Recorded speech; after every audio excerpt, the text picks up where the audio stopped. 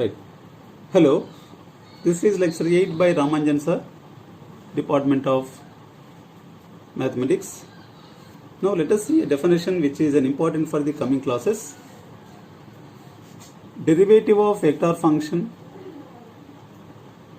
in terms of its components. Let us see a vector function in terms of its components.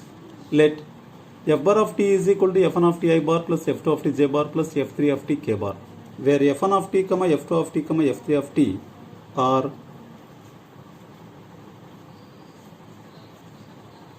the components of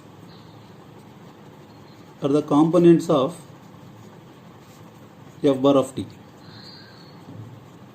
which are the coefficients of I bar, j bar, k bar. Next, differentiate that function. D by dt of f bar of t is equal to d by dt f1 of t I bar plus d by dt f2 of t j bar plus d by dt f3 of t k bar.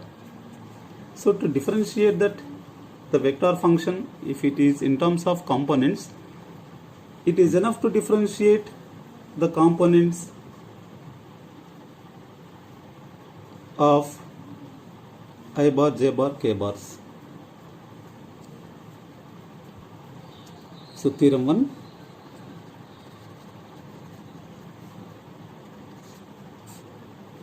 Prove that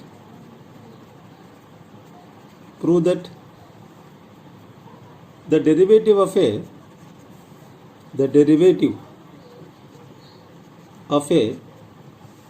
constant vector function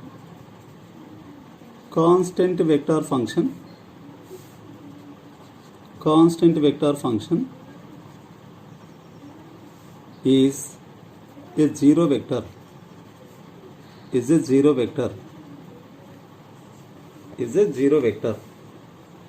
So proof. See that the derivative of the constant vector function is a zero vector. Derivative of the scalar function is zero, scalar, whereas derivative of a constant vector function is the zero vector. Let f bar of t is equal to c bar be a constant vector function,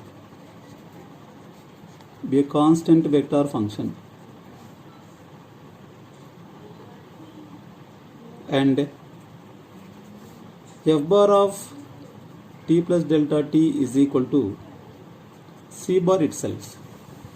So even though the increment in t, there is no increment in c bar because it is constant vector. By definition of derivative, d by dt of f bar of t is equal to limit delta t tends to 0, f bar of t plus delta t minus f bar of t whole divided by delta t is equal to limit delta t tends to 0, f bar of t plus delta t is c bar minus again f bar of t is c bar divided by delta t is equal to 0 bar. So the derivative of the constant vector function is a constant vector, that is zero vector.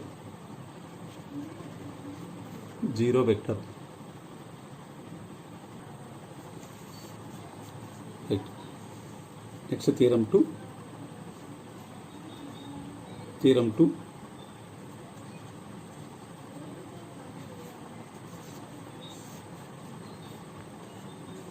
Prove that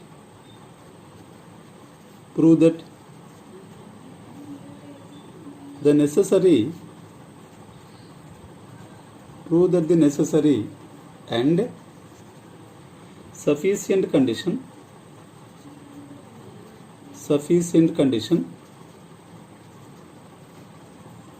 sufficient condition for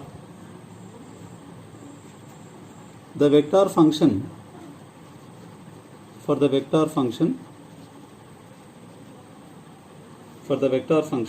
f bar of t to be a constant vector function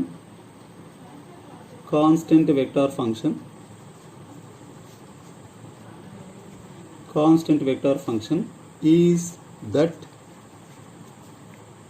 df bar by dt is equal to 0 bar. So constant vector function derivative is to be 0, the necessary condition. If df bar by dt is equal to 0 bar, then that vector function f bar is a constant vector function. Let us see necessary condition or necessary part. What we will take here, let f bar of t is equal to c bar be a constant vector function.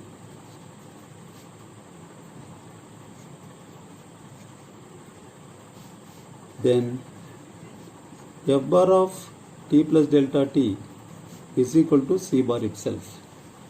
By definition of derivatives,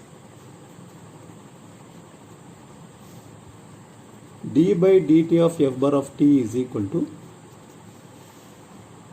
limit delta t tends to 0, f bar of t plus delta t minus f bar of t whole divided by delta t is equal to limit delta t tends to 0. This is c bar minus c bar divided by delta t is equal to 0 bar. This implies d by dt of df bar by dt is equal to 0 bar. Next, sufficient condition. Sufficient condition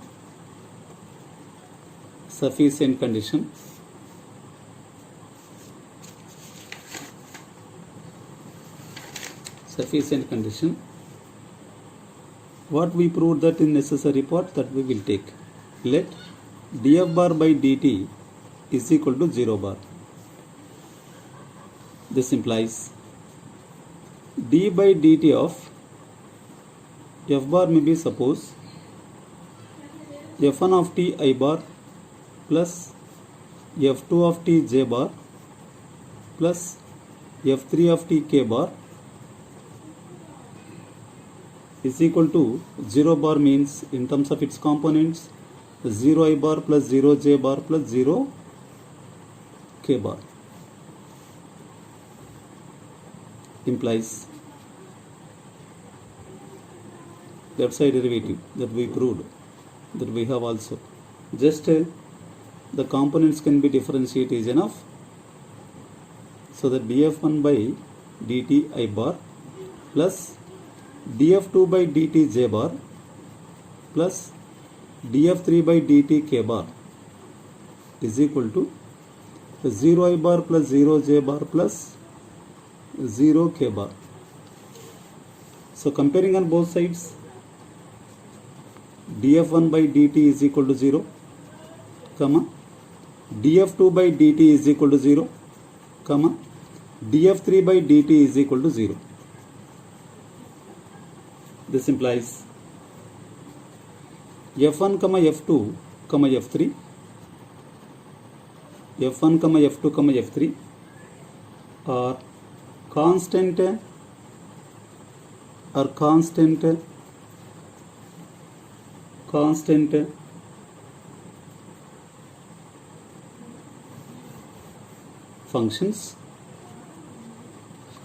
functions of a scalar variable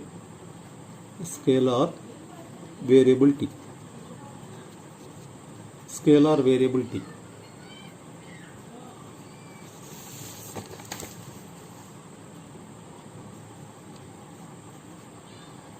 f1 of t I bar f1 of t I bar plus f2 of t j bar plus f3 of t k bar be a constant vector function. Constant vector function. This implies f bar of t be a constant vector function. Constant vector function. This is the sufficient part. Theorem 3.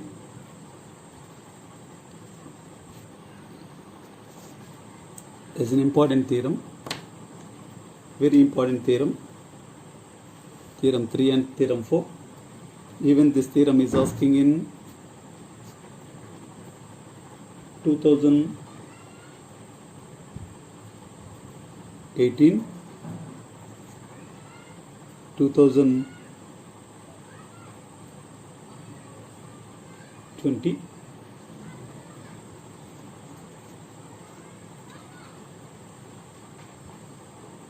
and even 2019 also. 2019. So 3 times it is continuously asking. It's very important theorem. Sometimes maybe 2 marks and sometimes for the 5 marks. The statement is here: prove that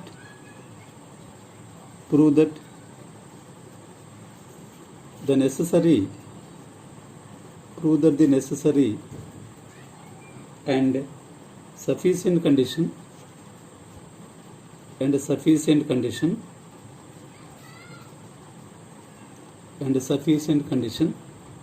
for the vector function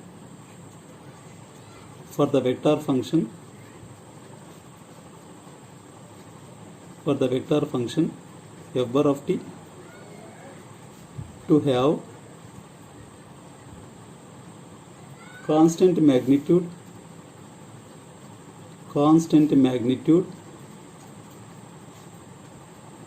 is that f bar dot df bar by dt is equal to 0. If a vector has the constant magnitude, then f bar dot df bar by dt is equal to 0. See that the proof, the necessary condition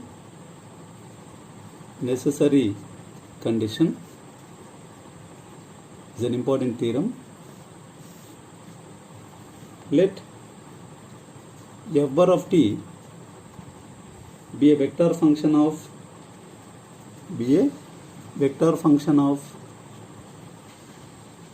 constant magnitude.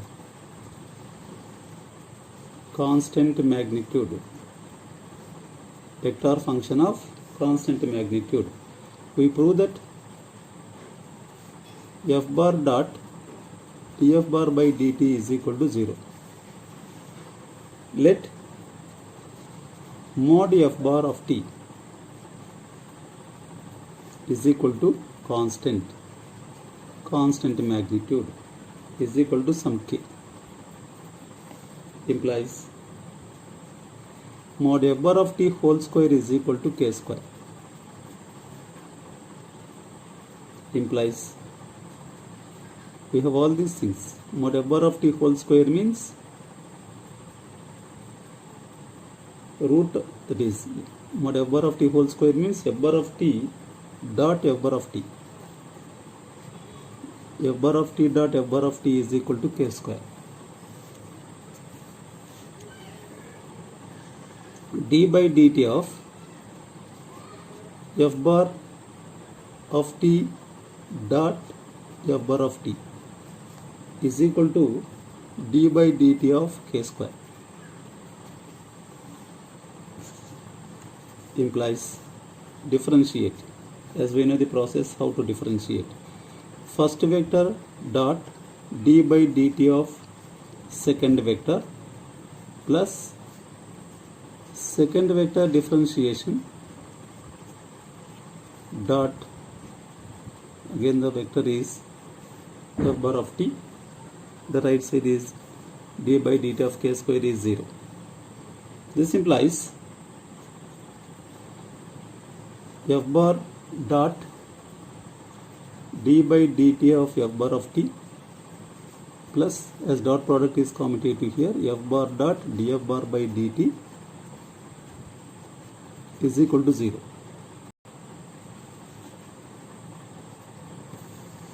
This implies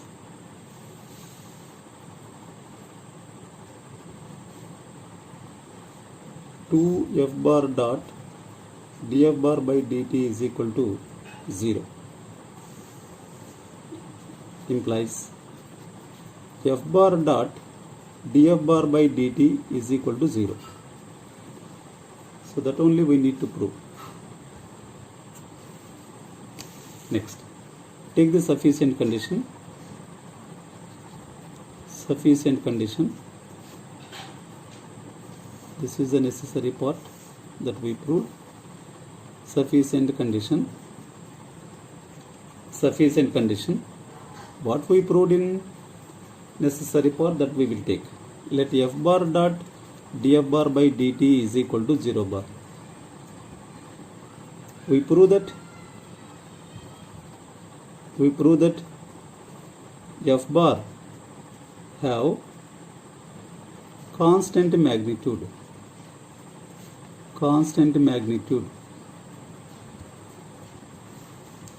So this implies f bar dot df bar by dt is equal to, so here 0. So multiply with 2 on both sides. 2f bar dot df bar by dt is equal to 2 into 0 is 0. Implies f bar dot df bar by dt plus f bar dot df bar by dt is equal to 0. So 2 times of this is, implies f bar dot df bar by dt plus df bar by dt as dot product is commutative is equal to 0. Implies it is same as d by dt of f bar dot f bar is equal to 0. This implies f bar dot f bar is equal to constant. Implies mod f bar whole square is equal to constant. Implies mod f bar is equal to constant. This implies mod f bar is constant means f bar of t is a vector of constant magnitude. Vector of constant magnitude. So it is very simple to prove the necessary and sufficient conditions. So the next theorem we will see in the next class, that is also an important one. Then after we will see a few problems basing on these definitions and the theorems. Thank you very much.